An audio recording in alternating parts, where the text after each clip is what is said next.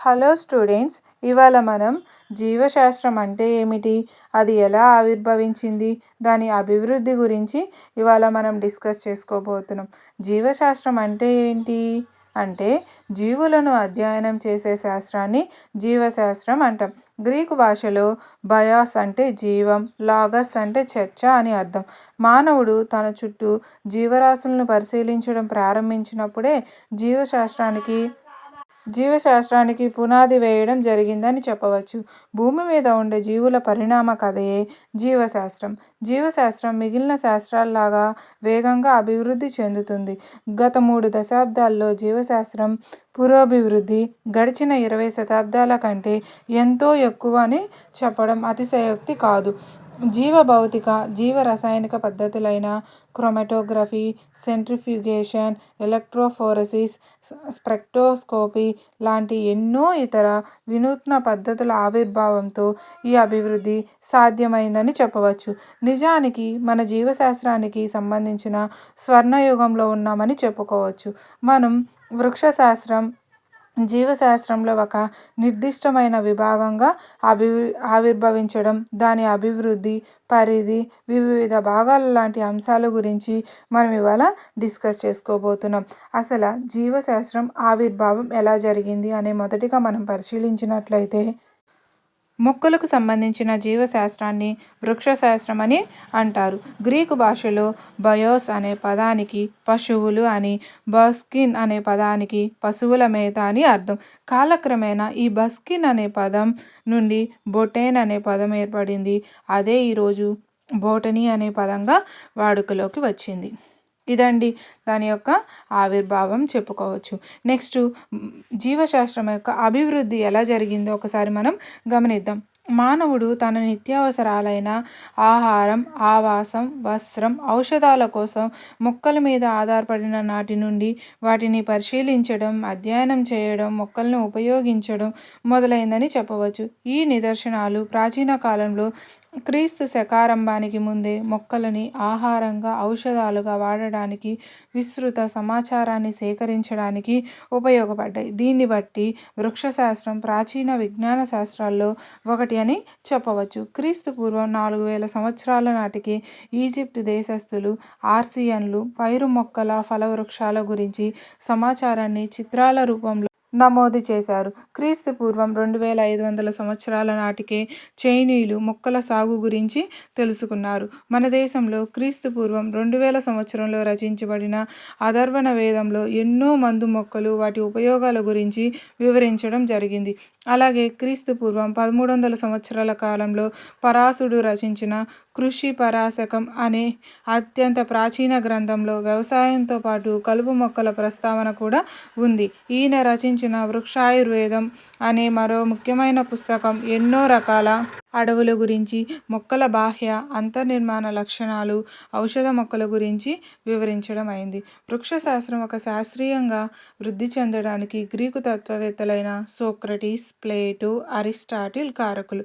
వృక్షశాస్త్ర పితగా భావించే థియోఫ్రాస్టస్ క్రీస్తు పూర్వం 340 సంవత్సరంలో రచించిన ది హిస్టోరియా ప్లాంటారం అనే గ్రంథంలో సుమారు 500 మొక్కల బాహ్య అంతర్నిర్మాణ లక్షణాల గురించి వివరించారు. అదే కాకుండా 16-17 శతాబ్దాల నాటి పునర్జీవన కాలంలో, అనగా హెర్బలిస్టుల యుగంలో సహజ ఆవరణంలో పెరుగుతున్న మొక్కల ప్రయోగాత్మక అధ్యయనం కూడా ప్రారంభమైంది. వారు ఔషధ మొక్కల గురించి హెర్బల్స్ అనే గ్రంథంలో వర్ణించారు. గాస్పర్ బహీన్ 6000 సంవత్సరంలో 6000 మొక్కలకు సంబంధించిన వర్ణన, గుర్తింపు లక్షణాలని ప్రచురించి మొట్టమొదటిసారిగా ద్వినామ నామీకరణ విధానాన్ని ప్రవేశపెట్టాడు. అంతేకాకుండా రాబర్ట్ హుక్ ఇతను ఏం చేశాడు, కణాన్ని కనుక్కున్నాడు అనమాట. అలాగే ఆంటోనీ వాన్ లీవెన్ హుక్ మొట్టమొదటిగా బ్యాక్టీరియా కణాన్ని జీవస్థితిలో చూడడం, అలాగే నెహిమియా గ్రూ మార్సెల్లో మాల్ఫీజీ వృక్ష కణాల అంతర్నిర్మాణాలను వర్ణించడం, అలాగే కామేరియస్ మొక్కల్లో లైంగిక ప్రత్యుత్పత్తి వర్ణించడం వల్ల 17వ శతాబ్దంలో వృక్షశాస్త్రం ఒక నిర్దిష్టమైన శాస్త్రంగా ఉద్భవించింది అని చెప్పుకోవచ్చు. అంతేకాకుండా 18వ శతాబ్దంలో వర్గీకరణ శాస్త్రం వృక్ష శరీర ధర్మశాస్త్రాల్లో పురోగతి సాధించిందని చెప్పుకోవచ్చు. స్వీడన్ దేశస్థుడైన కెరోలస్ వాన్ లిన్నెయస్ ద్వినామ నామీకరణ విధానాన్ని వాడుక భాషలోకి తేవడమే కాకుండా లైంగిక వర్గీకరణ వ్యవస్థను కూడా ప్రతిపాదించాడు. ఈ సమయంలోనే సమకాలీన వృక్ష శరీర ధర్మ శాస్త్రజ్ఞులైన స్టీఫెన్ హెల్స్ మొట్టమొదటిసారిగా వేరు పీడనం వల్ల దారునాళాల ద్వారా నీటి ప్రసరణ జరుగుతుందని, జోసెఫ్ ఫ్రిస్టే మొక్కలు ఆకుపచ్చ వాతావరణంలో విషపూరితమైన వాయువులను గ్రహించి స్వచ్ఛమైన వాయువులను విడుదల చేస్తాయని కనుగొన్నారు. ఎవరు? జోసెఫ్ ఫ్రిస్టే. నెక్స్ట్ 19వ శతాబ్దం కనుక మనం గమనించినట్లయితే వృక్షశాస్త్ర శాఖల్లో గణనీయమైన అభివృద్ధిని జరిగిందని చెప్పుకోవచ్చు. జెకోస్లావేకియా దేశానికి చెందిన గ్రెగర్ జోహాన్ మెండల్ బఠానీ మొక్కలపై జరిపిన సంకరణ ప్రయోగాల్లో జన్యుశాస్త్రం ఆరంభమైందని, ఇతను 1866లో ఆనువంశిక సూత్రాలను ప్రవేశపెట్టి జన్యుశాస్త్ర పితగా ప్రసిద్ధికెక్కాడు. అలాగే హెకెల్ లాంటి శాస్త్రవేత్తలు ఇతను ఏం చేశాడు? ఆవరణ శాస్త్రానికి పునాదులు వేశారు. ప్రముఖ వర్గీకరణ శాస్త్రవేత్తలైన డీకన్ డోల్, ఎడ్లీకర్, బెంథామ్ హుక్కర్లు మొదలైన వారు వివిధ వర్గీకరణ విధానాలను ప్రతిపాదించారు. అలాగే చార్లెస్ డార్విన్ ఏం చేశారు? జీవ పరిణామ సిద్ధాంతాన్ని ప్రతిపాదించారు. అంతేకాకుండా బుక్నర్ 1898లో ఈస్ట్ కనాల్లో జైమేజ్ అనే ఎంజైమ్ని కనుగొన్నాడు. 20వ శతాబ్దంలో వృక్షశాస్త్రానికి వివిధ శాఖల్లో ముఖ్యంగా కణజీవ శాస్త్రంలో వేగంగా అభివృద్ధి కనిపించింది.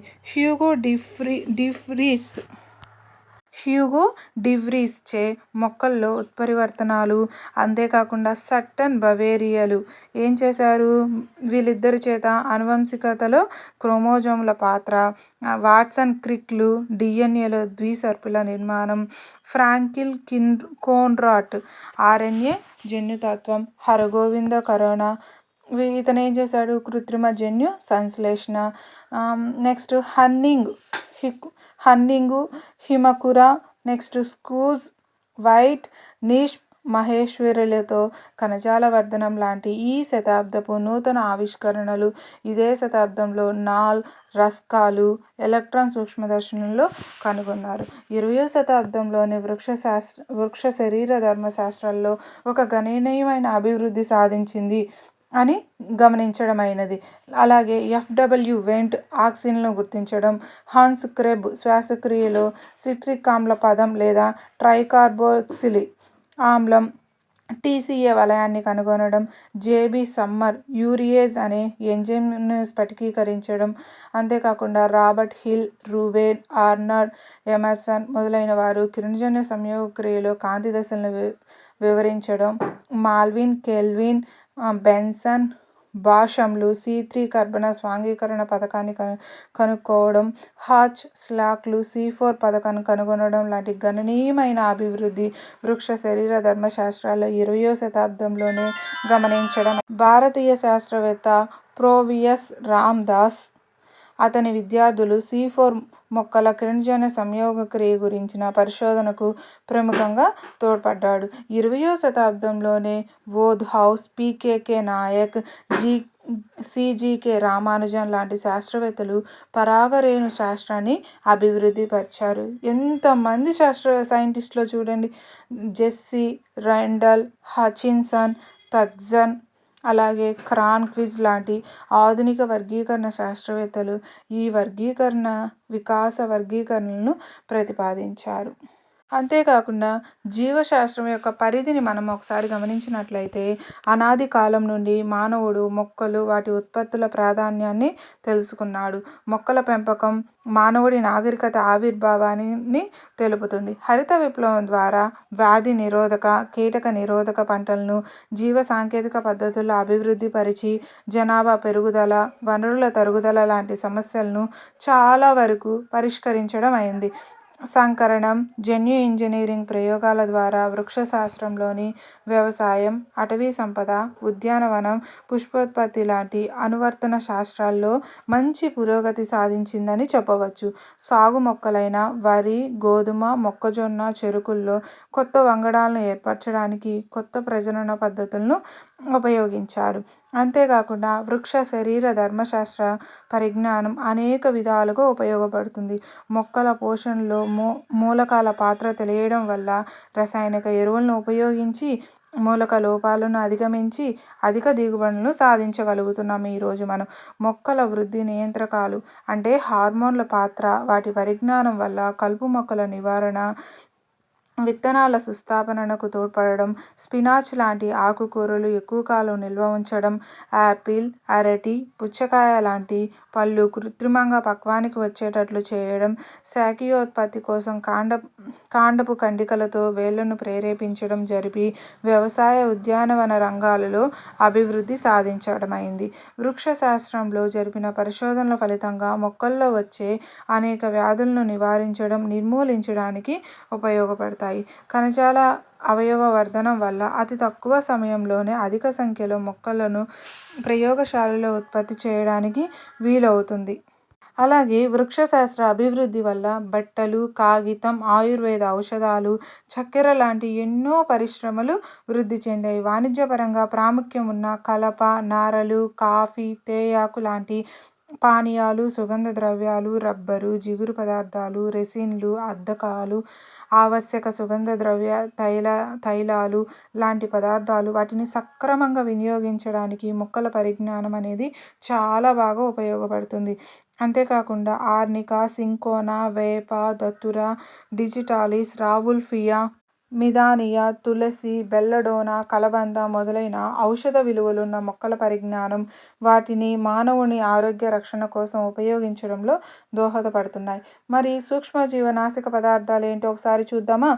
సూక్ష్మజీవనాశక పదార్థాలైన పెనిసిలిన్, జీవకీటకనాశినులు, స్పైరులినా, కొరెల్లా లాంటి ఏకకణ ప్రోటీన్ల ఉత్పత్తి కూడా ఆయా పదార్థాలనిచ్చే మొక్కల విస్తృత అధ్యయనం వల్ల సాధ్యమైంది. అంతేకాకుండా బొగ్గు, కోక్, గాసోలిన్, పెట్రోల్ లాంటి ఇతర ఇంధనాలు గతంలో నివసించిన మొక్కల ఉత్పత్తులే. ఇటీవల కాలంలో హైడ్రోకార్బన్లని అధికంగా కలిగిన జెట్రోఫా, ఫొంగామియా లాంటి పెట్రో మొక్కల నుండి బయోడీజిల్ని ఈరోజు మనం ఉత్పత్తి చేసుకుంటున్నాం. పర్యావరణ సంబంధమైన సమస్యలైనటువంటి హరితగృహ ప్రభావాన్ని విరివిగా మొక్కలు నాటడం వలన నియంత్రించడం, బయోరెమిడియేషన్ ద్వారా మృతిక కాలుష్యాన్ని, పూతికాహారుల ద్వారా పోషణ పదార్థాల పునశ్చక్రియం, జీవ ఎరువులైనటువంటి అజొల్లా, నాస్టాక్, అనబినా, రైజోబియం మొదలైన రసాయన ఎరువుల వల్ల కలిగే మృతిక, నీటి కాలుష్యాన్ని అరికట్టడం కోసం వాడుతున్నాం.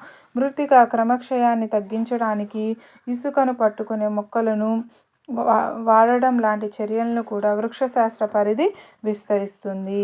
కొరెల్లా లాంటి శైవలాలను అంతరిక్ష పరిశోధనలో వ్యోమగాముల ఆహారంగా కూడా ఈరోజు మనం ఉపయోగిస్తున్నాం. చాలా సముద్రపు మొక్కల నుండి అయోడిన్, అగార్ తయారు చేయడం లాంటివి ప్రస్తుత అవసరాల కోసం సమకాలీన ప్రపంచంలో వృక్షశాస్త్రం